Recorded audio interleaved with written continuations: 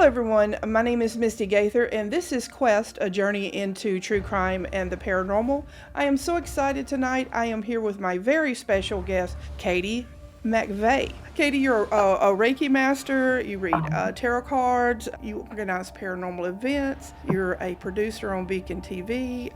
Let's see what else. Author. Am I Yes. leaving anything out? No, I think that's enough And you for have a day now. job, right?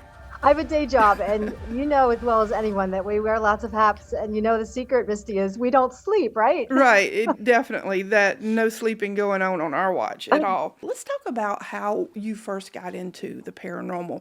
Now, do you just have a love of the genre, or is it that like from an early age did you know that you had gifts, or tell me a little bit about your backstory on that.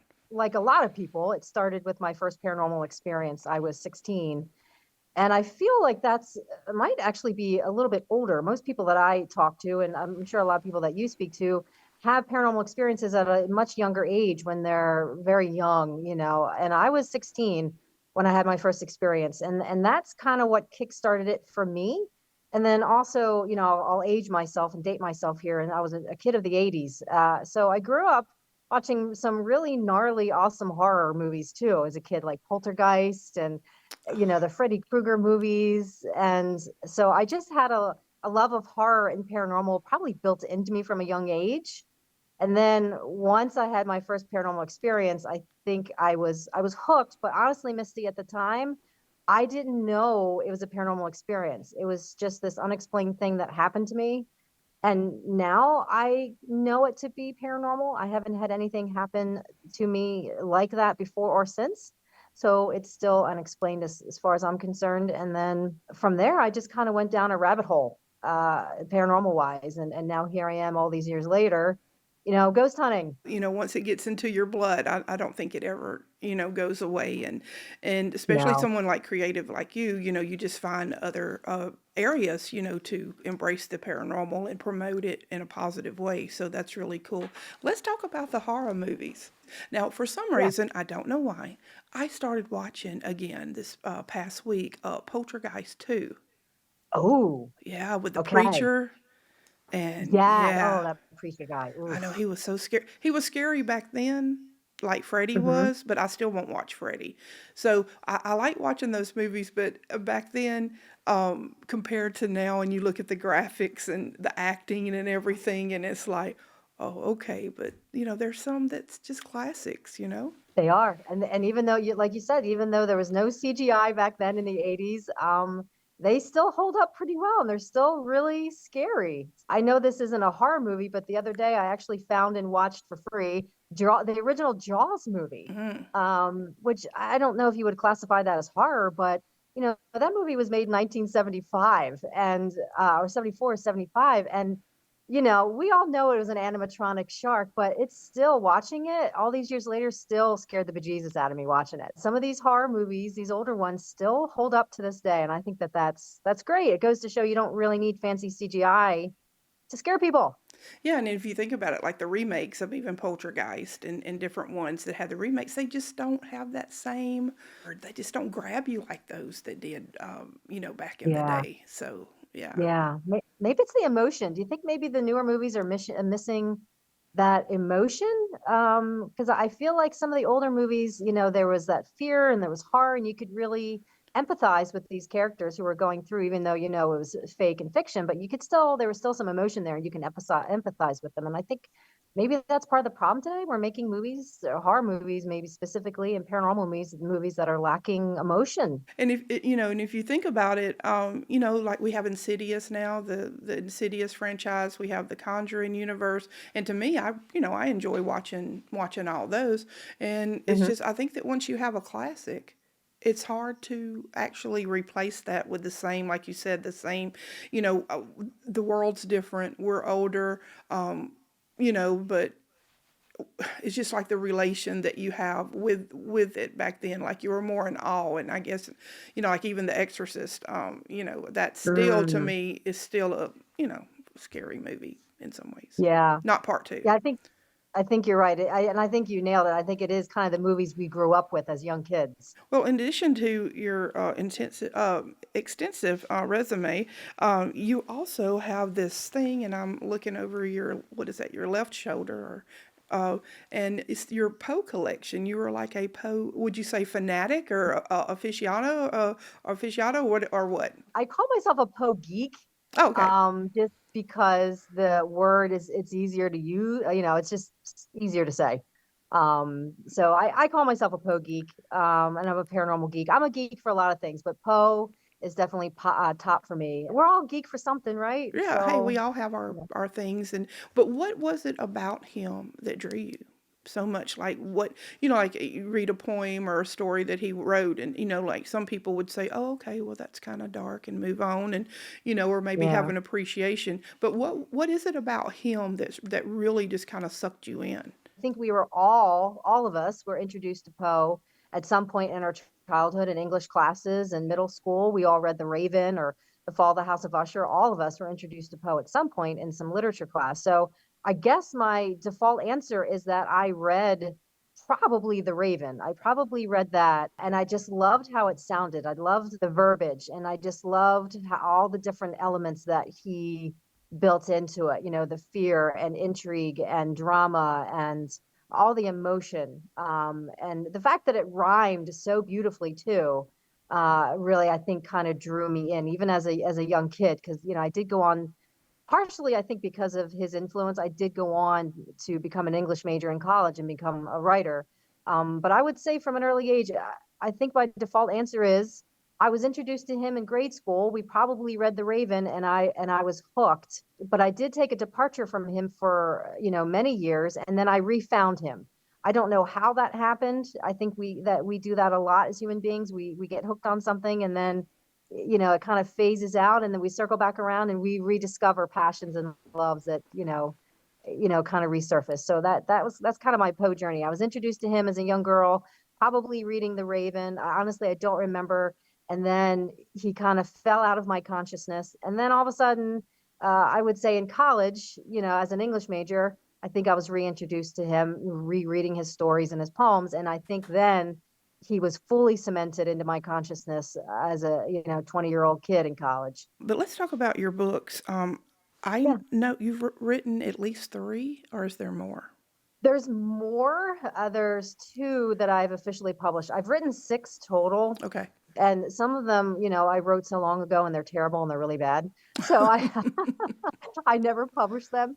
But the two that are actually really good that I'm proud of, I did publish them, so I do have two out right now. Is that the that Mara Beltane mysteries, or is that some? that is, Yeah, the yeah. for those of you who would like to purchase a copy, Amazon, the City of Lost Secrets and the City of Sacred Bones. My newest one is Lake of Fire, which I'm Yeah, really Lake of excited about. Fire. Anyone who's a fan of paranormal and ghosty and haunted houses and everything paranormal and supernatural I think will enjoy that one. One of them, I'm sorry, I can't remember which one, or maybe all three, but is number 6 on Amazon, like the Ghost Paranormal. Yeah, you Oh, didn't was know? it? Well, here I am, an exclusive, breaking the news to you. Oh, Yeah, I saw it was like number 6. Yeah, that's pretty cool. oh, I didn't know. Well, thank you for brightening my day. I did not know that. That's awesome. That's why I'm here. So, That's cool. Tamerlane Media, and that's also a Poe Yeah. reference. Yes, of course. Yes, Yes, it yes. is. Tell me about that, because I know that you organize a lot of events. You even got stuff already sewed up for 2025. So you have Mhm. something. Is it next weekend or the next? It's the Battlefield, New Jersey. That is that part of your going, or is that like a part of your event planning? Yeah, the Supernatural Soiree, which it was produced and put together and hosted by Get Haunted and Ghosted Magazine, and Yes. so it's basically a paranormal party. They're calling it Supernatural Soiree. I'm really excited about that. I'm attending that one as a vendor, so I'm going to be a vendor on the deck of the battleship, which is haunted, and I'm going to be doing tarot card readings, giving away some books, and I have some t-shirts and hoodies that I'm going to be selling. I'm there as a vendor just to hang out and meet lots of cool people and just party. It's going to be a lot of fun. Oh, I know it will be, and I'd probably give my pinky toe to be there. But April and Michael have been on the show, and just I really enjoy them, and they're Hmm. really doing a great job with the magazine. And so I know that you're going to have April, you'll have a wonderful time, a crazy time, so that'll be good. In January at Brighton Hmm. Lodge, and I think you were there in September, and Hmm. it sold out. And then Yeah. January you'll be back, and it's a 300-year-old home that is now the home of a brewing company. So how could you go wrong there? Yeah. And Dustin Right. Perry from Ghost Hunters will be there also. Boy, you know your stuff, Misty. You do your research. I'm impressed. Good for you. Thank you. um, so yeah, I had an event back in September at Brinton Lodge, and Dustin was supposed to actually be there at that event, but he couldn't because of scheduling conflicts that both of us had. So to circle back around, I said, well, I really think that he would be a good fit for this, and so him and I are going to partner up. And yeah, on January 11th, we're going to return to Brinton Lodge, and we're going to do a ghost hunt, and he's going to do a presentation and a lecture, which he loves to do. So it's going to be a good time, January 11th. The poster looks great, and the flyer, and so I know without a doubt it's going to be a great success. Now Thank about you. the Reiki Master and the card readings, you did a reading on me, and it was Mhm. really spot on with all the cards that.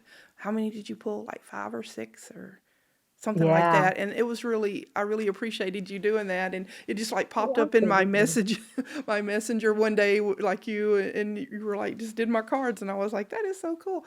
But Yeah. is it something that you just naturally picked up? And I know that you have to study some to be able to read the cards. I mean, you Mhm. just don't pick it up and know what the Eight of Wands is or the sword. And so, was there anybody in particular that maybe inspired you, or what kind of drew you to that? I learned Reiki first, and then I think tarot was just kind of a natural progression of that. I don't know if there was anyone in particular. And again, it's like people ask me about Poe. I'm like, I don't really know how I got into Poe. I've been into Poe for my whole life. I don't really know. And the same thing with tarot. I have an origin story when it comes to Reiki and how I got into that. But as far as how I got turned on to tarot, honestly, Misty, I don't know. I feel like I've been reading cards for about 2 years now, and I'm self-taught. So I think I just watched lots of YouTube videos. I think that's how it started. I just started watching YouTube videos, and I was like, oh, this is kind of neat. Watching for myself, and just seeing different people on there and their techniques and what they're doing and the decks they were using. And I thought I could do that. I could do that, right?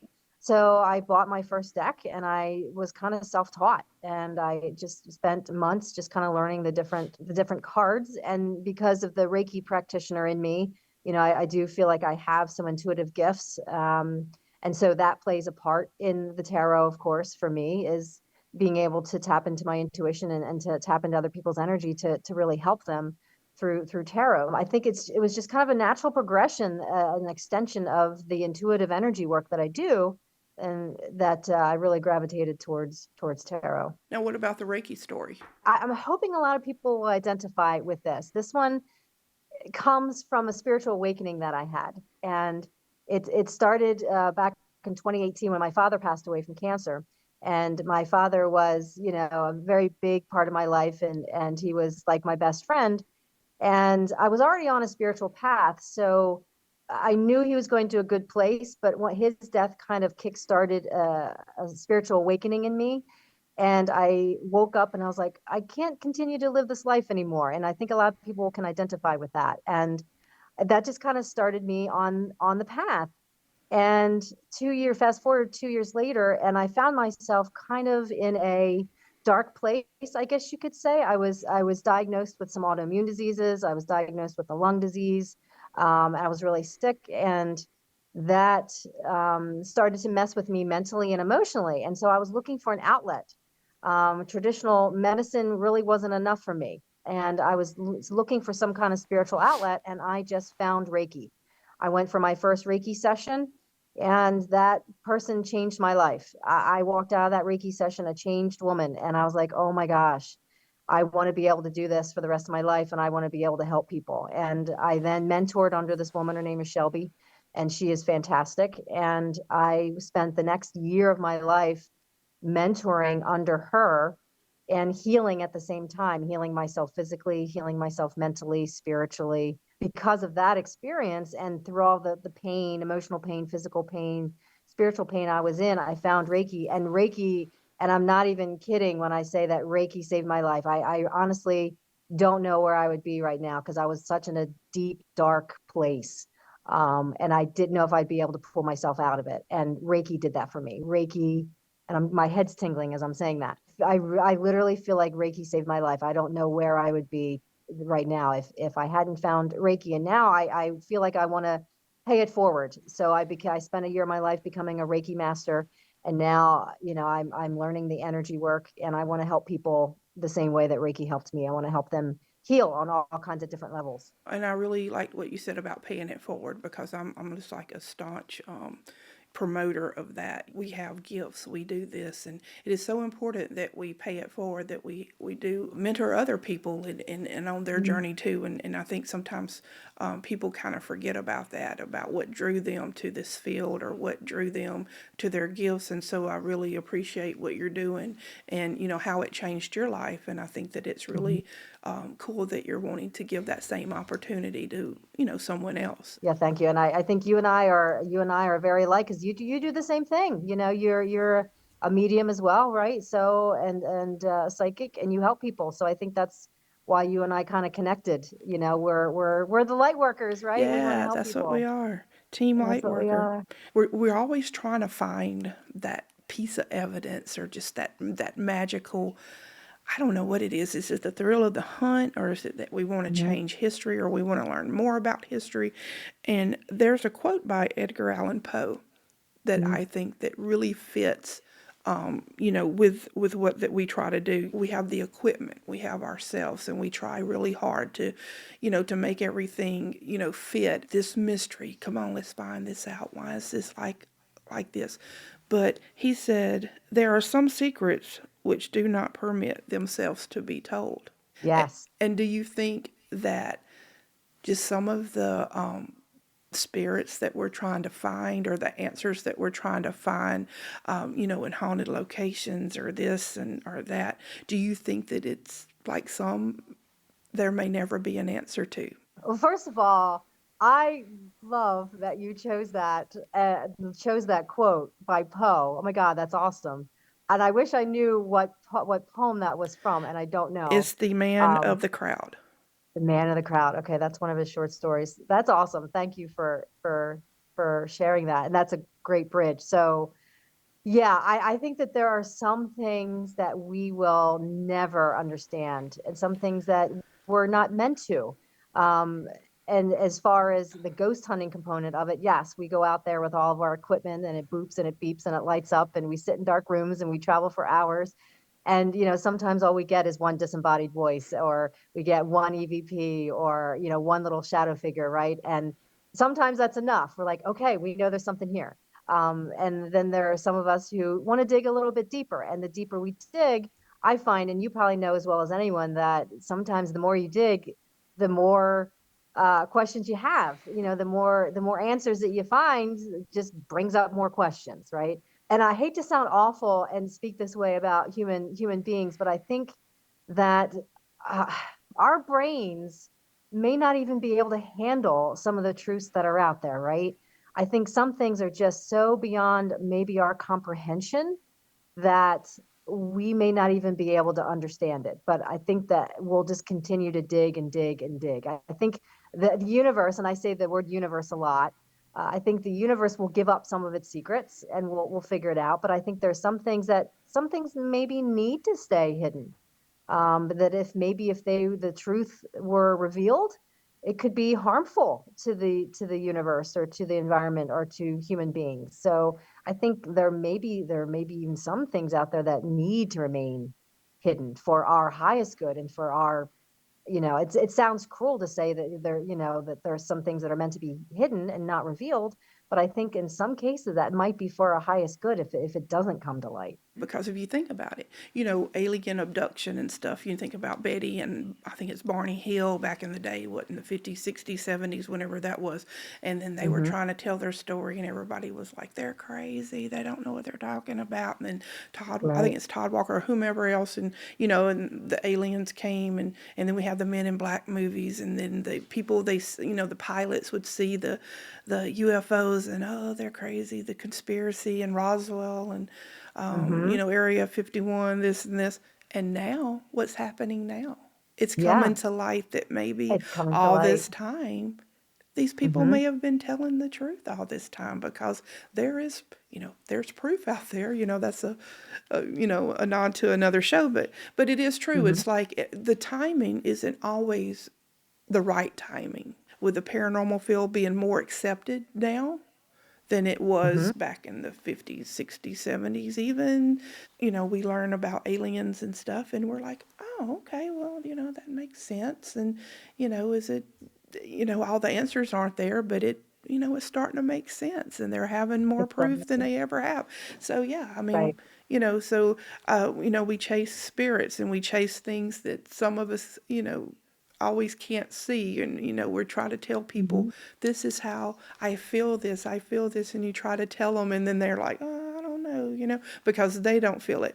But one day, who knows, the next 10 to 20 years, even in the Mm-hmm. paranormal field, like what's going to, I just get excited about it because what's it going to be like then? The stuff that we're chasing, maybe it's going to be something totally different. Yeah, and the UFO thing is a perfect example because you're right. And it is sometimes just comes down to timing because you're right. I mean, there are a lot of classic examples of, UFO abductions and all that kind of stuff. It's just now coming to light. You're spot on. Sometimes it just takes humans time to grasp the idea, and it takes time for them to kind of latch onto the idea that something is possible. And then you're right, when it's revealed, it's revealed when it's meant to be revealed, and then we'll accept it. And same thing with ghost hunting. You're exactly right. There are some things that we're doing right now as ghost hunters that may not make sense. Some people think, I think a lot of people still think we're crazy and we're nuts, and that's okay. And you're right. 20 years from now, when you and I are both still around,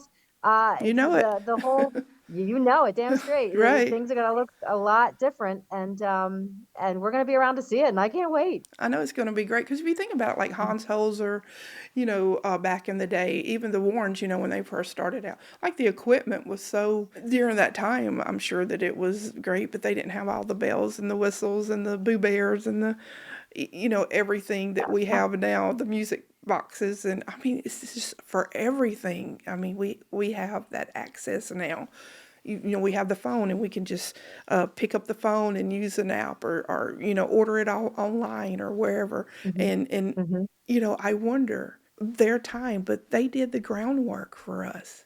The doors that was opened is why we're able to do what we do. And then Yes. one day, who knows, they might say, well, Katie McVay, she did this, and she Hmm. opened some doors. And That is pretty cool. And you're right. I think there's a lot of reverence now. You're right, for like Hans Holzer and the Warrens. There's a lot of reverence for them. And you're right that the kind of the OGs and the grandfathers and the Johnny Zappases of the world, right.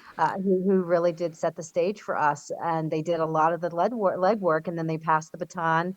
And now you nailed it exactly. Now we're the generation that has the fancy technology and more knowledge. And so we're going to spend our time, digging deeper, and then we're going to pass the baton on to the next generation. And who knows where it goes from there. And it's exciting. It's going to be really exciting to see what happens. Yeah, like you said, we'll be there. Absolutely, we'll You be there. know We'll it. have a You front row know it. seat, my girl. Right. Yeah. So, is anything coming on the horizon for you, such as an events or? Well, let's see. I do have the Brinton Lodge Ghost Hunt presentation, like we talked about in January. I do have something percolating is the perfect word. I love that. I do have a pretty big event percolating that I'm circling the wagons on, that I'm planning for March of Hmm. next year. So I'm gonna hopefully make that announcement soon. Okay. So that I can't say anything about that yet. And then I'm doing some smaller events. There is a small Paracon near me in suburban Philadelphia and Pennsylvania that I'm doing. That's March 8th.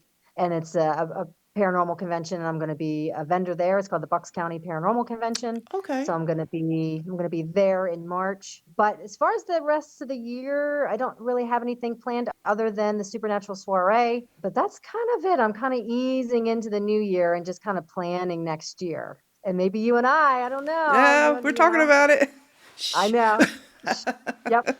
Yep. But no, I really think 2025 is really going to be an awesome year, and I'm Yes. not just saying it for myself, but I just think the field also, it's, like sometimes you can feel like a bubbling or just something that's, like something big is coming, something, and I actually feel it, for Do you? 2025. Yes, I do. I do too. Good. I'm glad to hear you say that because the past couple days I've been feeling this.